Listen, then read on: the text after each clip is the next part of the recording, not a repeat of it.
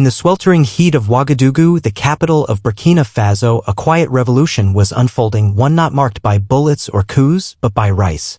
President IBRAHIM Traoré, the young and enigmatic leader of the West African nation, had been quietly orchestrating what would become the most disruptive humanitarian maneuver in modern African history. For decades, many African nations relied heavily on USAID, the United States Agency for International Development, for emergency food supplies, especially rice. It had become a symbol of American generosity and global dominance in humanitarian aid. But Traoré had grown skeptical of that reliance. He believed it perpetuated dependency, weakened African farmers, and subtly allowed Western powers to dictate policy across the continent. Burkina Faso, a nation often overlooked in international politics, was about to take center stage. What started as a modest agricultural reform had now blossomed into an ambitious vision to make Burkina Faso the rice bowl of Africa. With the help of innovative irrigation systems, partnerships with Asian rice experts, and an army of motivated youth farmers, Traoré launched Operation Golden Grain. Within 3 years, Burkina Faso had achieved not only food self-sufficiency but also a surplus, millions of tons of high-quality rice grown on its own soil. President Traoré, standing before a crowd of farmers in Bobo-Dioulasso, made an announcement that reverberated across the continent. We are no longer beggars in our own land. Starting this year, Burkina Faso will supply rice to any African nation in need, free of political strings, with dignity, from one brother to another. The announcement sent shockwaves across Washington, D.C. In the White House Situation Room, President Donald J. Trump, having won a dramatic second term, was pacing furiously as his national security advisors briefed him. Photos of cargo ships filled with Traoré's rice and flying the Pan-African flag were being shared across Africa like wildfire. What the hell is this? Trump barked, staring at the CNN headline. Burkina Faso becomes Africa's new rice supplier, USAID no longer needed?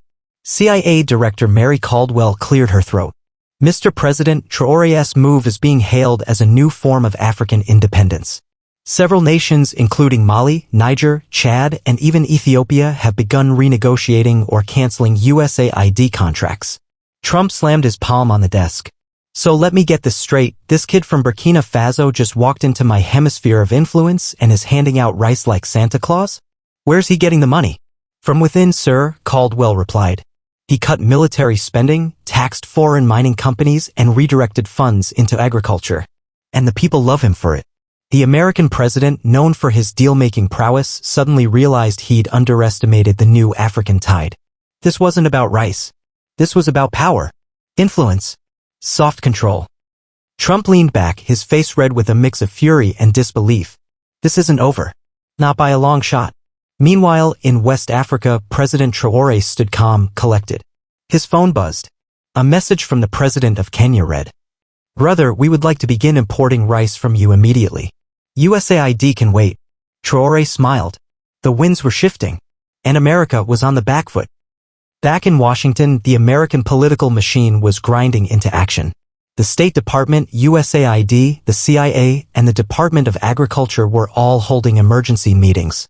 A young African president, once deemed insignificant in the global power game, had found a way to challenge not just U.S. influence but its very model of foreign aid. President Trump wasn't about to let that slide. "I want a full economic profile on Traoré, his government, his rice operations, every damn grain of it. Who funds him? Who supports him? Who we can buy?" Trump demanded during a closed-door meeting. Behind the scenes, lobbyists from American agribusiness companies, especially those with contracts tied to USAID, were panicking. Billions were at stake. If African countries started sourcing rice internally, American exports would nosedive. Worse, the symbolic value of USAID would evaporate. In the weeks that followed, the U.S. launched what it called Operation Aid Shield, a multi-pronged effort to regain control of the narrative. Diplomatic pressure, ambassadors were dispatched across Africa, urging leaders not to abandon decades of partnership with the United States. Media campaigns, pro-American NGOs and media houses began publishing reports questioning the safety and quality of Burkina Faso's rice, subtly suggesting it was untested, or worse, genetically modified without regulation. Trade threats, countries that showed interest in Traoré's rice began receiving thinly veiled threats about trade deals and aid packages being reevaluated. And yet, it wasn't working. Traoré had already anticipated this. Months earlier, he'd begun forging quiet partnerships with India, Vietnam, and Thailand, countries with robust rice ecosystems. They had sent trainers, soil scientists, and technicians to rural Burkina Faso. Traoré's plan was not just to grow rice, but to grow it at a scale, speed, and quality that would shame the U.S. surplus rice that often sat in government silos for months. And then came the twist no one saw coming. Traoré announced that Burkina Faso would not sell its rice for profit. Instead, he was creating a Pan-African rice trust where countries in need could draw rice reserves based on necessity and repay in kind or service, no interest, no political conditions.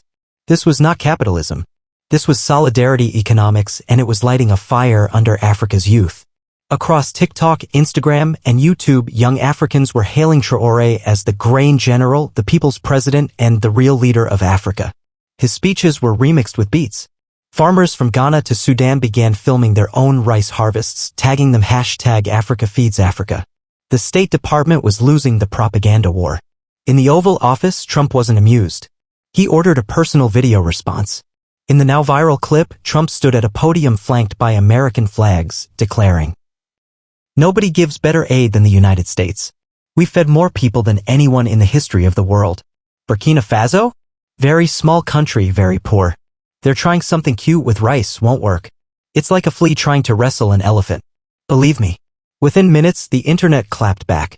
African influencers posted side-by-side footage of starving children being handed U.S. rice by NGOs compared to Burkinabe volunteers distributing fresh, local rice in communities hit by drought with no logos, no fanfare, just dignity. Traoré, in a rare televised interview with Al Jazeera, delivered a calm but pointed reply. "We are not wrestling elephants. We are planting seeds. And seeds grow, no matter how many feet try to trample them." By now, 10 African nations had joined the Rice Trust. In response, Trump made a bold move. He announced a massive USAID rice package worth $2 billion, targeting Africa's most vulnerable nations. Cargo planes were dispatched overnight. But something strange happened. They sat idle at the airports. African governments in a united front politely declined. The official reason? We already have rice. Thank you. Unofficially? Africa had found a new symbol of pride. A new narrative. A new hero. The sharp smell of betrayal lingered in the air as President Ibrahim Traoré walked into his secured situation room in Ouagadougou. On the widescreen before him was drone footage. His largest rice silo in the northern region had caught fire. Not once, but twice in the same week. His intelligence chief, Colonel Samba Kaboré, was blunt. "Mr. President, we have reason to believe these were not accidents. Evidence suggests external sabotage. Likely, foreign operatives." Traoré closed his eyes for a moment, not in fear, but in contemplation. He knew this would happen. Success, especially the kind that challenged global superpowers, was never tolerated without resistance. The Rice Trust had grown to include 12 countries now, and plans were underway for the launch of Africa's first agricultural satellite, which would monitor crop yields and weather patterns without relying on Western data. This was too much for the old powers. Back in Langley, Virginia, a senior CIA officer stood before a board of top-level strategists. On the board, a world map with red lines from the U.S. to various African capitals. Traoré isn't just feeding people, the officer said, he's feeding rebellion. His Pan-African vision threatens every contract, every aid program, and every military base we've invested in for decades. This is beyond rice. This is geopolitical realignment. Orders were quietly issued. Funds were diverted to destabilize sympathetic regimes. A social media smear campaign was launched targeting Traoré, accusing him of harboring anti-American sentiments and training with rogue nations. But the African continent wasn't buying it. In Nigeria, millions took to the streets, not in protest, but in celebration of Africa's self-reliance. Rice festivals erupted across cities, celebrating freedom food. In Kenya, school children began their mornings with a pledge to grow what we eat and feed who we love. In Ghana, the president addressed his nation. "For too long, we relied on help that came with shackles. President Traoré has shown us we don't need to beg for what we can grow. This isn't just about rice. It's about restoring African dignity." The White House watched in disbelief. Then came Trump's counterstrike. On a Tuesday evening, in one of his famous unscripted press conferences, President Trump made a shocking announcement. "We are placing trade sanctions on Burkina Faso. Their rice is flooding markets unfairly, hurting American farmers. And we have reason to believe they're collaborating with China and Russia to destabilize global food markets. The media exploded. Headlines screamed, Trump targets Africa's new hero. U.S. sanctions Burkina Faso over rice revolution. Africa unites behind Traoré in wake of American backlash. In a swift show of support, the African Union called an emergency summit in Addis Ababa. For the first time in its history, every single African head of state attended. The focus? The sanctions against Burkina Faso and what they represented. As Traoré entered the hall, he was met with thunderous applause. No interpreter needed. Unity spoke louder than language. He addressed the crowd. We are not anti-America. We are pro-Africa. If growing our own food, feeding our own people, and sharing with our neighbors is a threat, then perhaps the problem is not us, but the system that thinks it owns us. The AU responded with a historic declaration. No African nation shall participate in U.S. sanctions against Burkina Faso. We will continue trade, aid, and agricultural partnerships within our continent. It was a direct rebuke of the U.S. president. Trump, fuming, called it a slap in the face. The next morning, China offered to purchase 500,000 metric tons of Burkinabe rice at premium prices and proposed building 10 agricultural research centers across Africa. In partnership with Traoré's government, the U.S. was losing ground fast. But Traoré, ever cautious, refused to align blindly with China either. His plan was to keep Africa sovereign, not just from the West but from all foreign powers. We are not switching masters, he told his cabinet. We are ending servitude. Just then, an aide burst into the room. Sir, you need to see this. There's been a breach. Someone tried to hack into the Rice Trust database. And just like that, the game shifted again from open trade war to covert cyber sabotage. In a dimly lit command center below the presidential palace in Ouagadougou, Burkina Faso's top cyber experts huddled over blinking terminals. The room buzzed with urgency. The Rice Trust's mainframe had been targeted by a sophisticated cyber attack originating from multiple servers across Europe, routed through Singapore and Argentina. Colonel Caboret paced back and forth. They weren't just trying to steal data. They were trying to erase the ledger, wipe out every transaction, every record of supply routes, donors, seed banks, everything. It was clear. The attack was state-sponsored. But to everyone's surprise, the Rice Trust network held firm. Why? Because Traoré had one secret ally the world didn't see coming. Months earlier, a group of young African programmers, graduates of a tech school in Rwanda, had volunteered to build an open-source, blockchain-powered ledger for the Rice Trust. Their decentralized system ensured that every transaction was mirrored across thousands of nodes spread across the continent. Let them try and erase Africa, Traoré said quietly, watching the logs roll by. We are everywhere now. Meanwhile, the global community was in turmoil. Trump's sanctions were drawing mixed reactions. While traditional Western allies like the UK and Canada issued cautious support, others, especially in the global South, were critical. India offered to help audit the Rice Trust for transparency. Brazil hailed Traoré as a visionary of the global South. Even Japan urged a peaceful resolution, avoiding open alignment with either side. The pressure culminated in a historic UN session called by Burkina Faso itself, the first time the tiny West African nation had taken the global stage in such a high-profile manner. The world watched. The stage was set. President Donald J. Trump took the podium first, flanked by American flags and guarded by Secret Service. His address was classic Trump. We've always been the good guys. We feed the world, we protect the world. But now we have small-time actors pretending to be big shots, running socialist rice schemes backed by rogue nations. We're not gonna let that happen. America first. Africa second. Or maybe third. The African delegates murmured, some shaking their heads in disbelief. Then came IBRAHIM Traoré. In a simple brown traditional tunic and no teleprompter, he walked slowly to the podium. His eyes scanned the hall. Mr. President, he began, looking directly at Trump. Feeding people is not a threat. Wanting to grow our own food is not war. You call us small-time actors. But even a small seed, when planted in the right soil, grows into a mighty tree.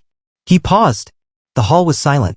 We don't want your aid if it comes with instructions on how to vote, who to trade with, or what to believe. Africa is not a child to be fed, we are a continent rising to feed ourselves. Applause erupted not just from African nations but from parts of Asia, Latin America, even Scandinavian countries. The UN cameras zoomed in on Trump's face. Tight-lipped, red-faced, Traoré continued. We did not replace USAID. We replaced dependency. If that is shocking to you, Mr. President, then I suggest you examine the nature of the aid you once gave. Was it truly giving, or was it branding with bags of rice? At that moment, the world saw a shift. A new kind of global leadership not forged in tanks or banks, but in tractors and grain sacks grown on African soil. But the drama didn't end there. Outside the UN, thousands of protesters gathered in support of the rice revolution. Many carried signs reading, "We are not hungry for handouts. Grow Africa, grow free. Traoré is the future." And in a moment that stunned even the Secret Service, a small group of African-American activists approached Trump's motorcade as he left the UN, chanting, "Why punish Africa for feeding itself?" The footage went viral overnight. Fox News spun it as globalist propaganda. MSNBC hailed it as the moment the Global South stood up. And yet, the narrative was slipping from Washington's grip. In the weeks that followed, 5 more nations joined the Rice Trust. Burkinabe rice reached refugee camps in Sudan, schools in Malawi, and flood victims in Mozambique. Trump's team launched yet another response, this time pushing legislation to ban U.S. companies from doing business with the Rice Trust or affiliated African governments. But the tech world pushed back. Elon Musk tweeted, "Why are we sanctioning rice? It's rice. Let people eat." Even Jeff Bezos's Earth Fund made a quiet donation to the Rice Trust, citing its low-carbon, high-efficiency farming model. Africa wasn't just surviving. It was winning. 3 months after the UN showdown, a miracle unfolded in the Sahel. The parched lands of northern Burkina Faso, once thought unsuitable for major agriculture, were now blanketed in lush, golden fields of rice. Drone shots captured the unimaginable. Desert had turned to abundance. The secret? A revolutionary irrigation method using solar-powered underground aquifers and AI-driven planting schedules designed by young engineers from Ghana, Ethiopia, and Senegal. Funded not by global powers but by a coalition of African micro-investors and small farmers. The Rice Trust was now feeding 300 million Africans. That year, the movement launched its global campaign. One bowl, one world. A shipment of 10,000 bags of Burkinabe rice was sent to inner-city food banks in Chicago, Detroit, and Baltimore, a gift not of pity but of solidarity. Attached was a letter from Traoré. To the people of America, hunger knows no borders. Dignity is shared in every grain. This rice is for your children from ours. The gesture went viral.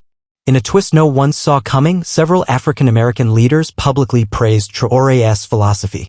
Church leaders, civil rights activists, and urban farmers all hailed the rice revolution not as a threat to American pride but a blueprint for self-reliance. Even in Congress, there was murmuring. A bipartisan group of lawmakers introduced the Food Freedom Act, proposing a cooperative U.S. Africa Agricultural Exchange Program inspired by the Rice Trust. The Trump administration, however, wasn't convinced. In a final televised address from the White House Rose Garden, Trump declared, "We've got enough problems at home without letting foreign rice into our markets. America first means our rice first. We don't need foreign leaders winning PR wars on our soil." But even Trump's base was showing signs of rice fatigue. In an unlikely turn of events, Texas farmers suffering from climate stress reached out to the Rice Trust to license the AI-powered irrigation model developed in Burkina Faso.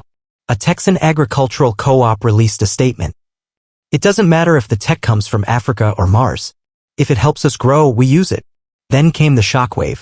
At the Pan-African Food Sovereignty Summit in Kigali, IBRAHIM Traoré announced the formation of the Global South Agritech Consortium (GSAC), a cross-continental alliance uniting African, South American, and Southeast Asian countries to jointly develop, share, and control agricultural technologies. With partners like Brazil, Indonesia, and Vietnam, GSAC quickly became a new world power in food production, independent of both Western aid and Chinese loans. Burkina Faso, the once landlocked nation dismissed as irrelevant, was now at the center of the most ambitious food independence movement in modern history. And then, a letter. A handwritten letter arrived at the presidential palace in Ouagadougou. From Donald J. Trump. Traoré opened it with a mixture of caution and curiosity. "Mr. President, you've made your point. You outplayed us. You outgrew us. Maybe we need to look at food not as a weapon but as a bridge. I still don't like losing, but I hate hunger more. What do you say we talk? Trump Tower or your rice fields, I'm open. Traoré smiled. He turned to his aide and said, tell him, let's meet on neutral ground. A few weeks later, the world watched as Donald Trump and Ibrahim Traoré walked side by side through a rice field in Senegal, neither in suits, but in rolled-up sleeves and boots, guided by local farmers. A press pool followed from afar, catching snippets of their conversation. Trump chuckled as he held a grain between his fingers. Never thought rice would kick my ass. Traoré grinned. It's not the rice. It's the roots. The photo of that moment, two of the most unlikely figures standing in a field of unity, was dubbed the Peace Harvest. Within a year, GSSC opened regional hubs in South America and Asia. U.S. universities began offering exchange programs with African agricultural institutions. A global documentary, The Rice Rebellion, premiered at Sundance and later won an Emmy. And every October 15th, people around the world celebrated One Bowl Day, a symbol of dignity, unity, and shared humanity. Back in Ouagadougou, President Traoré received a message from a girl in Detroit. Thank you for the rice. It helped my mom. But mostly, thank you for believing in people like us. He kept the note on his desk. Because no matter how many fields were harvested, how many headlines made, it was the simple truth that mattered most. When you feed with love, you plant a future that even borders can't contain.